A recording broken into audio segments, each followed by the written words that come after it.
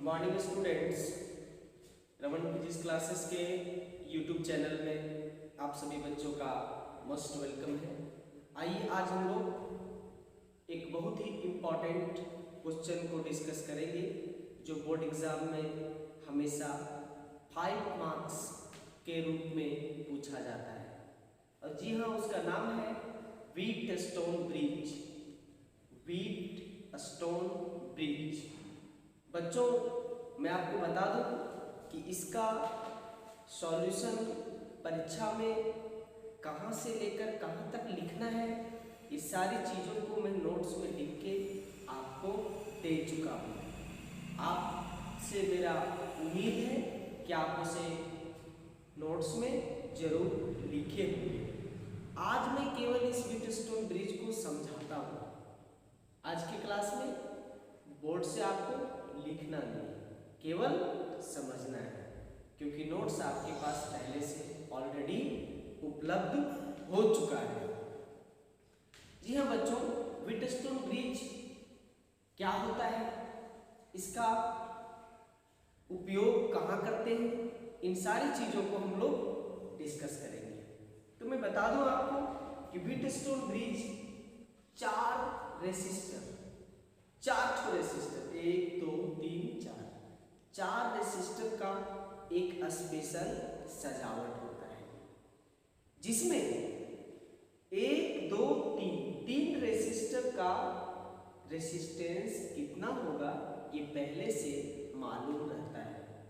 चौथा रेसिस्टर का रेसिस्टेंस कितना होगा ये नहीं मालूम रहता है, और जो अज्ञात है उसी को ज्ञात करने के लिए इन तीनों का हम यूज करते हैं। तो इसका निष्कर्ष क्या निकला? एक वैसा स्पेशल सजावट जिसमें किसी अननोन रेसिस्टेंस का मान 3 ठो नॉन रेसिस्टेंस के सहयोग से निकाला जाता है, उस स्पेशल सजावट को व्हीटस्टोन ब्रिज कहते हैं। अब इसमें कैसे निकालते हैं, उसके लिए इसका कंस्ट्रक्शन को समझना पड़ेगा, और कंस्ट्रक्शन आपको हम छाप के दे चुके हैं। मैं पुनः उस चीज को समझाता हूं। देखिए बच्चों, डेफिनेशन तो आप लिख ही लिए होंगे। कंस्ट्रक्शन से मैं शुरू करता हूं। बच्चों, ये 4 जो रेसिस्टेंस होता है वो कुछ इस तरह का होता है। मान लीजिए कि ये पहला रेसिस्टेंस है इस टाइप से, और ये दूसरा रेसिस्टेंस है इस टाइप से। यहां भी एक चीज अभी हम जोड़ेंगे, पहले 4 को छाप लेते हैं।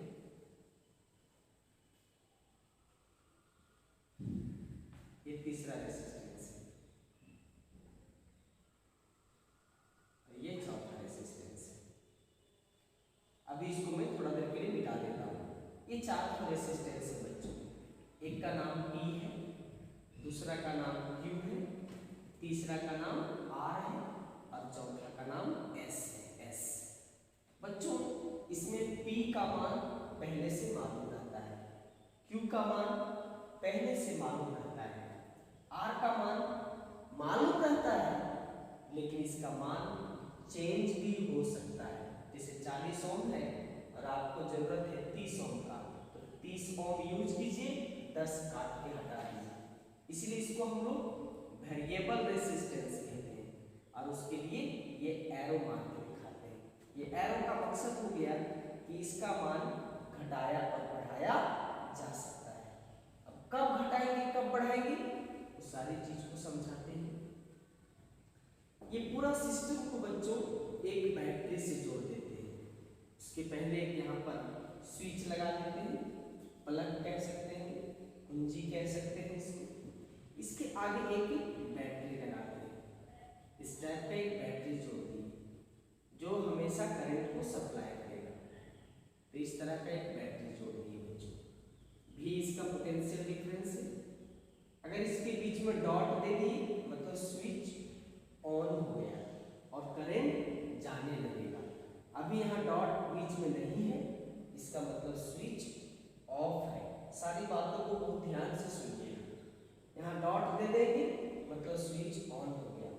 हो जाने के बाद करंट पास करेगा।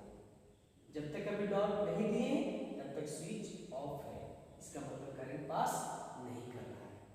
नाम देते हैं बच्चों, इस कॉर्नर का नाम ए देते हैं, इसका नाम बी देते हैं, इसका नाम सी देते हैं, इसका नाम डी देते हैं।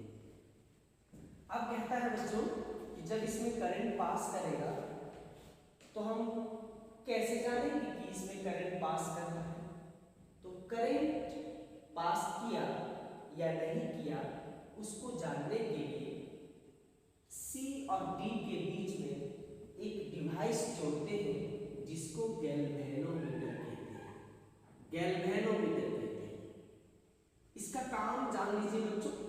गैल्वेनोमीटर एक ऐसा डिवाइस है जो स्मॉल से स्मॉल करंट को भी नाप लेता है। मींस थोड़ा सा भी करंट इसमें पास करेगा तो वो बता देगा इसमें करंट पास किया है। कैसे नापता है? तो इसमें एक घड़ी की सुई की तरह एक सुई होता है। अगर वो सुई बिल्कुल इस प्रकार से खड़ा रहता है तो समझा जाता है कि कोई भी करंट पास नहीं किया। जब उसका सुई डिफ्लेक्ट करने लगता है, डिफ्लेक्ट घड़ी के सुई की तरह इस प्रकार से डिफ्लेक्ट करता है तो समझा जाता है कि सर्किट में करंट पास कर रहा है। तो इसके डिफ्लेक्शन से ही हम लोग को जानकारी मिलेगा कि करंट पास कर रहा है या नहीं कर रहा है। इसलिए इसको हम जी से सूचित करते हैं। जी मीन्स क्या समझेंगे? गैल्वेनोमीटर समझेंगे। बच्चों अब स्विच को ऑन करते हैं। स्विच ऑन कर दिए, करंट यहाँ से चला, यहाँ से करंट चला, आई करंट चला, ए पर पहुंचा। याद कीजिए जो न्यूमेरिकल आपको समझा रहे थे, सर्किट में करंट का डिस्ट्रीब्यूशन करते थे। आज भी वही काम करेंगे और उसी नियम से काम करेंगे। किरचॉफ्स के नियम से ही बातचीत होगा। तो चलते हैं, नाम तो कोना कोना में दे ही चुके हैं। अब हम लोग करंट का डिस्ट्रीब्यूशन करते हैं। यहाँ से आई करंट गया, इस मोड़ पर आगे बढ़ने के दो रास्ते हैं। क्यू के तरफ भी जा सकता है, पी के तरफ भी जा सकता है। तो मान लीजिए बच्चों कि नीचे की तरफ I1 करंट आया। कितना करंट आया? I1। तो I करंट गया था, उसमें से I1 करंट नीचे उतर गया, तो बचा कितना? तो उतना उसमें माइनस कर देंगे। तो क्या जो बचा हुआ वो यहाँ रुक सकता है? नहीं। किरचॉफ्स का पहला नियम कहता है किसी भी कॉर्नर पे कोई करंट रुकता नहीं है। तो बाकी का जो बच गया वो इस रास्ते से जाएगा। कितना जाएगा बच्चों? तो P यहाँ मान चुके हैं, I माइनस I1। कैसे? यहाँ से कितना गया था? I, नीचे कितना उतरा? I1। तो बचा कितना? मान लो कि 10 एम्पियर गया, 3 एम्पियर नीचे चला गया, तो उधर के लिए कितना बचा? 10 में 3 घटा दीजिए, 7 एम्पियर बचा। ये करंट यहाँ पहुँच गया इस तरह से। यहाँ सी पर पहुँचा तो फिर दो रास्ता, दोनों रास्ता में जाना चाहिए। तो मान लीजिए कि नीचे की तरफ IG करंट गया। I मीन्स करंट समझिएगा और G का मतलब गैल्वेनोमीटर। तो गैल्वेनोमीटर से करंट आया कितना? IG। ये करंट कहाँ से आया? इसी का कुछ टुकड़ा नीचे उतर गया, तो जो बचा वो किधर जाएगा? तो R की तरफ जाएगा। कितना बचेगा? तो इतना में से इसको माइनस कर देंगे। तो क्या था? पहले आया कितना था? C पर I माइनस I1 C पर आया था। नीचे कितना चला गया? IG चला गया। तो फिर R की तरफ कितना जाएगा? उसमें उसको हम लोग माइनस कर देंगे। इस तरह से बच्चों ये करंट यहाँ पहुँच गया। नीचे से C से D की तरफ कितना करंट पास किया? वही जो आ रहा था, IG करंट इस तरह से आ रहा था। इधर से कितना करंट आया था बच्चों? ध्यान से देखिए, I1 करंट आया था। अब ये दोनों करंट D बिंदु पर एक दूसरे से मिला। अब IG Q की तरफ नहीं जा सकता और I1 गैल्वेनोमीटर की तरफ नहीं जा सकता। तो दोनों करंट एक दूसरे से D पर मिल गया। मिलने के बाद इधर रुक नहीं सकता है, फिर कहाँ जाएगा, S के तरफ जाएगा। तो S के तरफ इस प्रकार से जुड़ के गया, कितना जाएगा, तो I1 प्लस IG। अब आप ध्यान से देखिएगा बच्चों, इधर से यहाँ पहुंच गया I1 प्लस IG, कहाँ पहुंचा, B के पास, और इधर से आया कितना है, I minus I1 minus IG। दोनों को आप जोड़ के देखिएगा तो सब कुछ कट जाएगा, सिर्फ कितना बचेगा, I बचेगा। तो I करंट B पर के बाद इधर जाएगा तो नीचे की तरफ उतरेगा, और इस तरह से I करंट हमारा बैटरी के नेगेटिव प्लेट पर पहुंच गया। चला कितना था, I करंट चला था। बैटरी का कॉन्सेप्ट बिल्कुल फिट है। मेन था करंट का डिस्ट्रीब्यूशन, जो मैंने आपको करके दिखाया, बहुत स्लोली समझाया। उम्मीद है कि आप जरूर समझेंगे। अब इसका आगे का जो सॉल्यूशन है वो बहुत आसान है। किरचॉफ के नियम को यूज करेंगे, बंद सर्किट यूज करेंगे। एक बार यूज करेंगे A C D A, यहाँ से एक समीकरण निकलेगा। फिर एक बार यूज करेंगे C D B C, दो बार यूज करेंगे, बहुत कुछ बात समझ में आएगा और वहां से इक्वेशन आएगा। इसी में एक और टर्म आएगा बच्चों, मैं यहीं पे फोटो में समझा देता हूँ। ये तो व्हीटस्टोन ब्रिज हुआ, इसी में होता है व्हीटस्टोन ब्रिज का बैलेंस्ड कंडीशन। ध्यान से सुनिए, व्हीटस्टोन ब्रिज का बैलेंस्ड कंडीशन। ये बैलेंस्ड कंडीशन क्या है, व्हीटस्टोन ब्रिज का बैलेंस्ड कंडीशन, बैलेंस्ड कंडीशन। आगे चलकर हम नोट्स में लिखे हुए हैं, लेकिन मैं आपको समझाना चाहता हूँ कि व्हीटस्टोन ब्रिज का बैलेंस कंडीशन क्या होता है। देखिए बच्चों, R के मान को हम घटा भी सकते हैं और बढ़ा भी सकते हैं। तो एक्सपेरिमेंट में इसके मान को इस तरह से घटाया बढ़ाया जाता है, इतना बार घटाया बढ़ाया जाता है, इसके मान को इतना बार हम लोग चेंज करते हैं कि C का पोटेंशियल और D का पोटेंशियल बराबर हो जाए। या ऐसे बोलो, R के मान को तब तक हम लोग चेंज करते रहते हैं जब तक C का पोटेंशियल और D का पोटेंशियल आपस में बराबर ना हो जाए। और जब इस दोनों बिंदु का पोटेंशियल बराबर हो जाएगा तो इस गैल्वेनोमीटर से कोई भी करंट पास नहीं करेगा, और जब इससे कोई करंट पास नहीं करेगा तो इसका जो सुई है, निडिल, उसका डिफ्लेक्शन यानी कि जो हिल डुल रहा था वो बंद हो जाएगा। और जब इसका डिफ्लेक्शन बंद हो जाएगा तो ये समझा जाएगा कि व्हीटस्टोन ब्रिज जो है वो बैलेंस्ड कंडीशन में आ चुका है। तो हम क्या कहेंगे, R के मान को इतनी बार एडजस्ट करते हैं ताकि C और D का पोटेंशियल इक्वल हो जाए, गैल्वेनोमीटर से कोई करंट पास नहीं हो, गैल्वेनोमीटर के सुई का डिफ्लेक्शन बंद हो जाए, और उसी कंडीशन को कहते हैं balanced condition of Wheatstone bridge. इसका हम आगे चल के चर्चा करेंगे। अब मैं इसके आगे किरचॉफ के नियम का इस्तेमाल करते हुए बातचीत करते हैं। हाँ तो बच्चों, क्लोज लूप चुनते तो कहेंगे by using Kirchhoff's voltage law in closed path. हो सकता है नोट्स में हम कुछ दूसरा रास्ता लिए होंगे, यहाँ दूसरा ले लेंगे तो भी चिंता नहीं करना, सेम आंसर आएगा A C D A। ध्यान दीजिएगा A C D A, यहीं पर स्टूडेंट को दिक्कत होता है।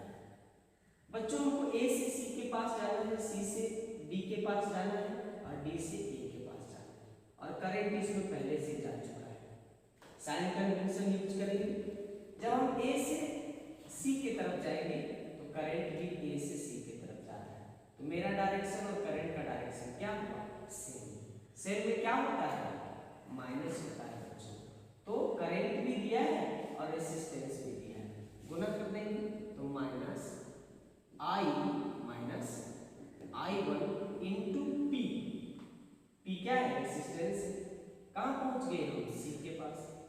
से हमको कहाँ जाना है बच्चों, डी के पास, तो डी के तरफ बढ़े बच्चे। करंट भी संयोग से देखो कि नीचे जा रहा है और हम भी नीचे जा रहे हैं, हमारा चलने का डायरेक्शन यहाँ से बनता है सी से डी के तरफ, और करंट भी जा रहा था सी से डी के तरफ, दोनों का डायरेक्शन क्या हो गया सेम, तो हम माइनस लिखेंगे। तो करंट कितना है आई जी, और गैल्वेनोमीटर का रेजिस्टेंस को क्या माने हैं, जी माने इनटू जी।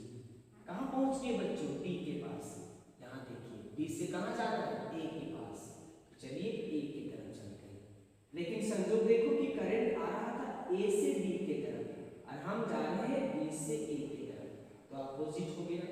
तो ऐसे परिस्थिति में क्या पढ़ाए थे कि प्लस होगा, सब नियम से चलना है। I1 into Q, I1 into Q equal to 0, और इसको कर लेते हैं इक्वेशन फर्स्ट। इसी तरह से बच्चों दूसरा लगाते हैं, by again using Kirchhoff's voltage law in closed path C B B C, या तो सी बी डी सी, मर्जी आपकी, सी डी या बोलो सी से बी की तरफ चलो, सी बी, बी से कहां चलिए, डी के तरफ, डी से कहां चलिए, सी के तरफ, कोई दिक्कत नहीं है बच्चों। हमें चलना है सी से बी के तरफ, और करंट भी देखिए संयोग से आ रहा है सी से बी की तरफ, क्या होगा minus I minus I1 minus IG into क्या चीज आर। अब बच्चों हम बी के पास आ गए, बी से कहां जाना है, नियम कहता है कि डी के तरफ चलिए, तो हम जा रहे थे बी से बी के तरफ, और करंट आ रहा था डी से बी के तरफ, अपोजिट हो गया। क्या लिखेंगे, plus I1 minus IG into S. बच्चों हम जा रहे थे डी से सी के तरफ, यहां से देखिएगा डी से सी के तरफ, और करंट आ रहा था अपोजिट में, क्या लिखेंगे, plus IG into G equal to 0। This is for equation second. अब बच्चों बैलेंस कंडीशन की बात करेंगे, बैलेंस कंडीशन की बात करेंगे, क्योंकि ये सब थ्योरी में लिखाएगा, ये थ्योरी चल रहा है बच्चों, इसको हम लोग थ्योरी समझेंगे, और वर्किंग आपको हम नोट्स में लिख के दे चुके हैं। बच्चों बैलेंस कंडीशन में क्या होगा, गैल्वेनोमीटर से कोई भी करंट पास नहीं करेगा, तो क्या कहेंगे, at balanced condition of WSB Wheatstone bridge, क्या होगा, गैल्वेनोमीटर से कोई भी करंट पास नहीं करेगा, तो IG का मान क्या हो जाएगा, 0 हो जाएगा, IG इक्वल टू 0। इस बात को हम लोग एक बार फर्स्ट इक्वेशन में बैठाएंगे और एक बार हम लोग सेकेंड इक्वेशन में बैठाएंगे, हम लोग का कहानी सॉल्व हो जाएगा। हाँ तो बच्चों इसके आगे अगर हम नहीं भी बताएं तो भी आप बना सकते हैं। करना क्या है, समीकरण 1 में IG का मान 0 बैठा देना है। क्यों बैठा देंगे 0? क्योंकि बैलेंस्ड कंडीशन जब आता है तो गैल्वेनोमीटर से कोई भी करंट पास नहीं करता है। जब तक बैलेंस कंडीशन नहीं आता है तब तक गैल्वेनोमीटर से करंट पास करता है और उसका सुई डिफ्लेक्ट करता है, लेकिन जब भी बैलेंस कंडीशन पहुंचता है तो गैल्वेनोमीटर से कोई भी करंट पास नहीं करता है। तो हम क्या कहेंगे कि बैलेंस कंडीशन की अवस्था में IG का मान 0 होता है, और इसको एक बार समीकरण 1 में रख दीजिएगा, एक बार समीकरण 2 में रख दीजिएगा। मैं रखा हूं इसको, putting I is equal to 0 in equation first we get, हमने IG जहां जहां दिखाई पड़ा 0 बैठा दिया और समीकरण आगे बढ़ाया तो इस तरह का है, इसको थर्ड इक्वेशन बना लीजिए। यही बात को मैंने सेकंड इक्वेशन में रखा, IG का मान जहां जहां था बैठा दिया 0, तो कट छक्के फिर हमारा इक्वेशन ऐसा आ गया। अब समीकरण 3 को और समीकरण 4 को ध्यान से देखिए, इसका राइट साइड और इसका राइट साइड इक्वल है, तो जब दो इक्वेशन का राइट साइड इक्वल होता है तो लेफ्ट साइड भी इक्वल होना चाहिए। मैंने लिखा P by Q must be equal to R by S। यहाँ से ऐसी परीक्षा में आ जाए तो आप यहीं पे छोड़ सकते हैं। लेकिन एक सवाल हम शुरू में आपको दिए थे कि अननोन रेसिस्टेंस को ज्ञात करना है, तो कैसे ज्ञात करेंगे? तो अननोन रेसिस्टेंस कौन था? S था। अब यहाँ तिरछा क्रॉस करके S बराबर निकाल सकते हैं। R का मान पहले से मालूम, Q का मान पहले से मालूम, P का मान पहले से मालूम, पुट कर देंगे S का मान निकल जाएगा। तो परीक्षा में जब ये क्वेश्चन आ जाए बच्चों तो आप यहाँ तक इसको सॉल्व कीजिएगा। और बहुत इंपॉर्टेंट है, निश्चित तौर पे आता है, आएगा ही आएगा। इसे घर में लिख करके रिटेन प्रैक्टिस जरूर करें। पढ़ने से काम नहीं चलेगा, इसमें लिख के प्रैक्टिस करना पड़ेगा। तो बच्चों इसका नोट्स मैं आपको दे चुका हूँ। आज ने इस बात को समझाया। मुझे उम्मीद है कि आप में एक अलग ऊर्जा जरूर पैदा हुआ होगा इस बात को समझकर। अब आप इसको प्रैक्टिस में लगा दें और इस क्वेश्चन को तैयार कर लें। कैसे पूछेगा क्वेश्चन? क्वेश्चन बड़ा सिंपल पूछता है, what is Wheatstone bridge? What is Wheatstone bridge? Give about its construction, principle, working and also discuss balanced condition of Wheatstone bridge. जब बैलेंस कंडीशन डिस्कस करने के लिए बोलेगा तो समझ जाइएगा आपको यहाँ तक लिख के दिखाना ही पड़ेगा, तभी उसका आंसर कंप्लीट होगा। आप सबको आज के क्लास के लिए बहुत बहुत